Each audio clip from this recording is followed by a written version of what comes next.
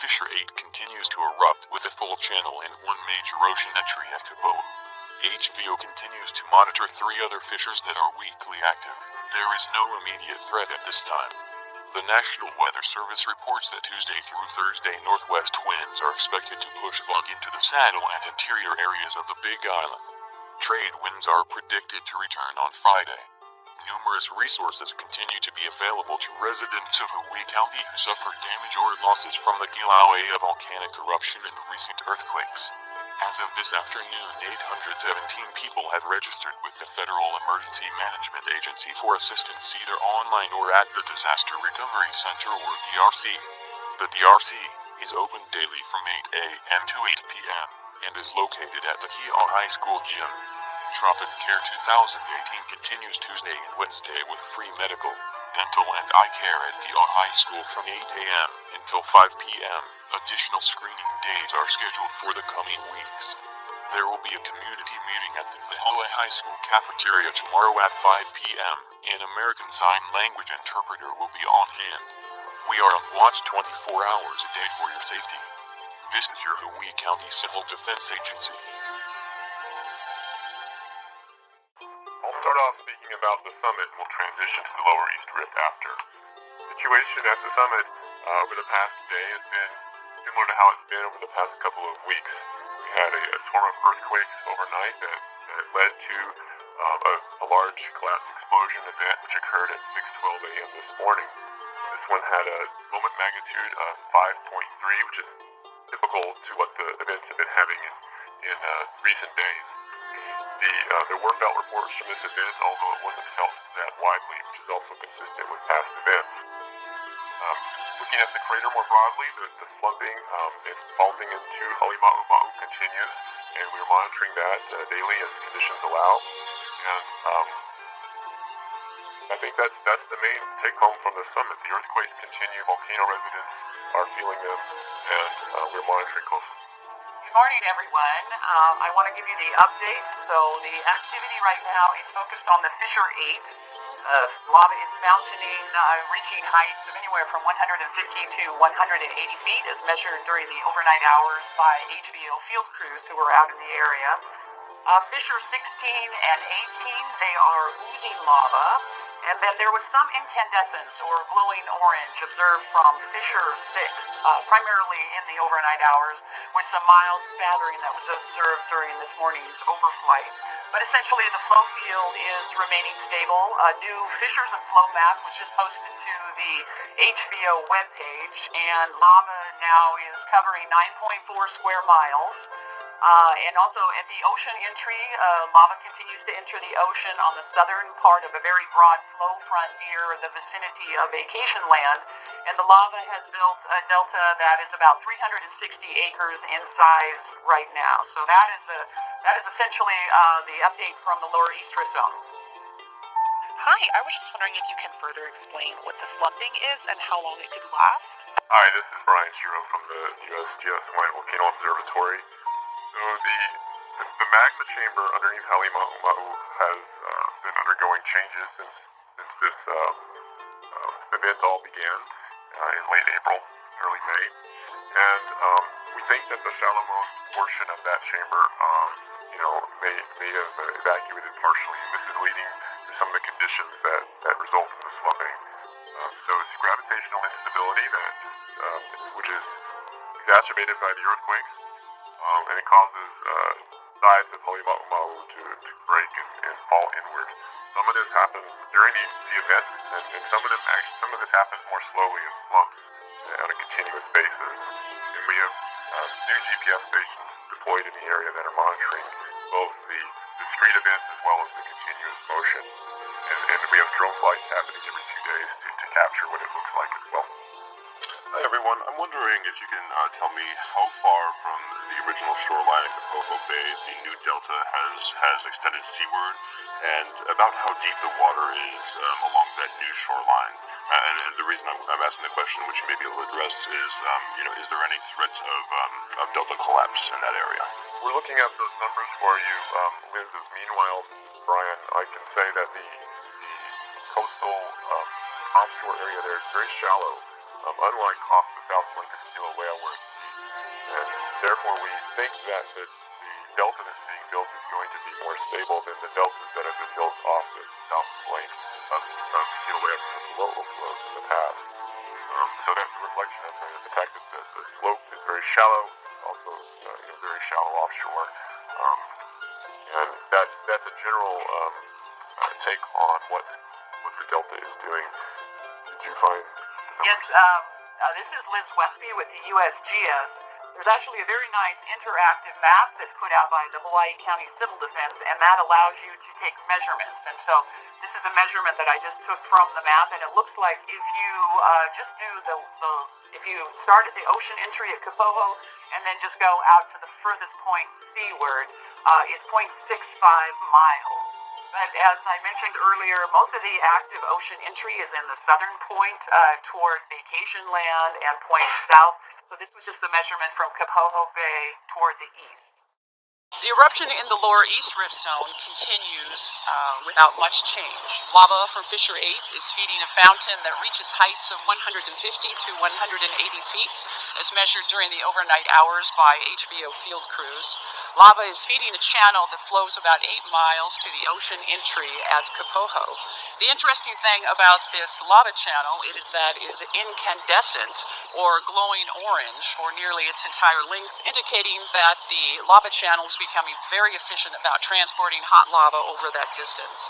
There is a weak plume of laze and steam generated at the ocean entry, focusing mostly on the southern portion near Vacation Land.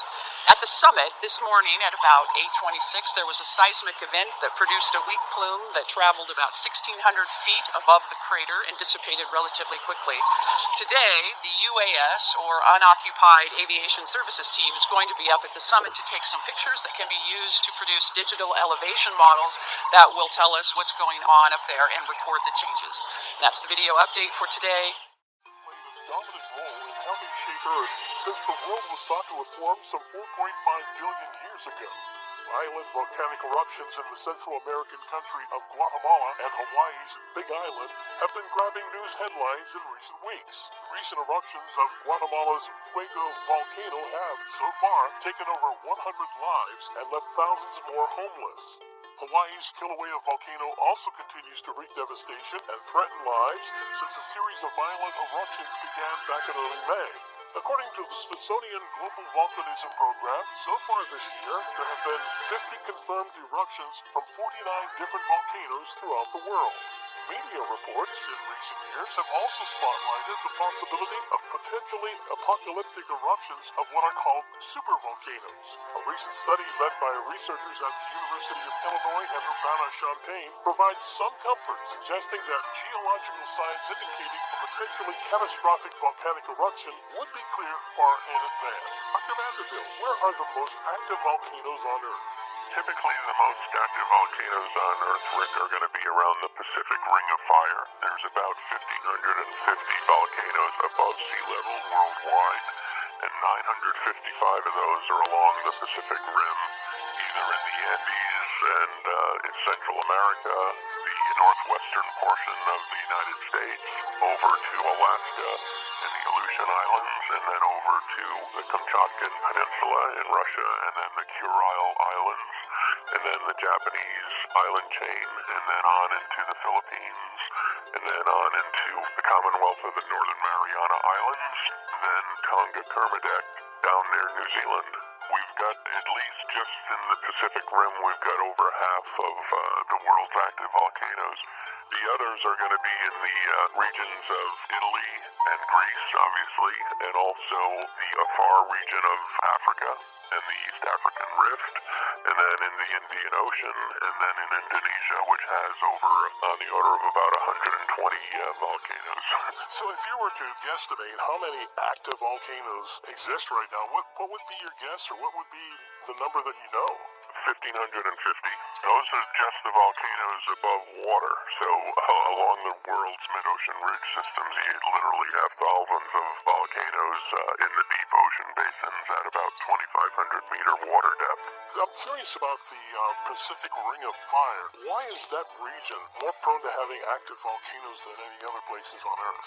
Well, pretty much all along the Pacific plate margin, you have the Earth recycling some of its tectonic plates back into the Earth's deep mantle. And when that happens, you're sending one plate down into the Earth's deep mantle. It's a plate that has altered volcanic rocks in it that have water-bearing minerals that might contain up to 13 weight percent of water in them. When these water-bearing minerals descend back down into the Earth's mantle, they're actually dehydrating and decomposing, and they're fluxing the Earth's mantle, a mantle wedge that lies just above where that plate is going into the mantle with water. And water's got a very, very interesting property. When you add water to rocks, you lower the melting temperature. So it facilitates the melting of the Earth's mantle, and when you melt the mantle, you produce basaltic magmas similar to what's erupting in Hawaii right now. That basaltic magma is hotter, and it's less dense than the surrounding rock, so it wants to rise, and it rises and it stages at various levels in the crust. Where it comes to the surface, we have a volcano. I'm curious as to what causes this magma to be produced, first of all, and to make it so darn hot. So as you go down into the Earth's mantle, and actually even through the Earth's crust, in volcanic regions, you're dealing with a gradient that's about 40 degrees centigrade per kilometer. So that's a lot more like about 70 degrees Fahrenheit per kilometer. So by the time you get down to the 110-kilometer depth, or relatively 70-mile depth below the Earth's surface, it's hot enough to melt rocks. And as I said before, when you add a little bit of water to that mixture that's being liberated from the downgoing plate, it facilitates melting, and once we have melt focused underneath the crust, it finds a way to the surface because it's buoyant. From what you're mentioning, there is a correlation between tectonics and volcanism?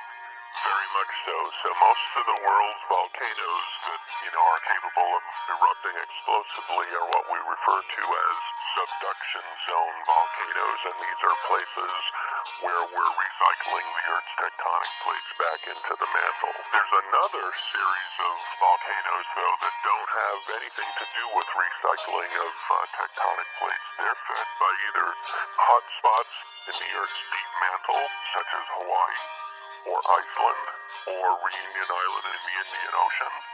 And Yellowstone is also a hot spot. Well, we definitely want to talk about Yellowstone in a few minutes. Can you run down the structure of a volcano? When we're looking at a volcano, normally we see a mountain and smoke coming out of the top of it. What makes a volcano a volcano? A volcano is any place on the Earth where you have a vent that is emitting magma to the surface, either as lava or as ash. And typically, volcanoes come in two shapes. They come in the very conical, somewhat symmetrical shape that we're used to if we look at, say, Mount Rainier or Mount Hood in Washington State or Mount Fuji in Japan. And those are alternating sequences of fragmental volcanic rocks that you get from explosive eruptions, and also lava flows that armor those fragmental rocks and help the volcano be somewhat resistant to erosion. So it's like building sandcastles at the beach. You have explosive eruptions that put eruption plumes of ash and boulders up into the atmosphere. That material comes down, forms fragmental deposits that are concentrically located around the vent that they were erupted from, and those fragmental deposits typically can lie at about 25 to 30 degrees, similar to building a sandcastle at the beach with dry sand. And then occasionally the volcano will go into an alternate mode of eruption and produce lava flows, and the lava flows cover these fragmental rocks and essentially armor the volcano and make it more resistant to erosion. So what we refer to as stratovolcanoes are typically alternating layers of lava flows and fragmental deposits from explosive eruptions that have built a cone. Now, in the case of the big island of Hawaii, we have what's known as a shield volcano. And shield volcanoes tend to be very, very broad, very, very low-profile mountains, but they're enormous. In other words, if you think of the big island of Hawaii coming up from the ocean floor at 6 kilometers down and then extending for another 4.4 kilometers above sea level, it's the biggest mountain on Earth.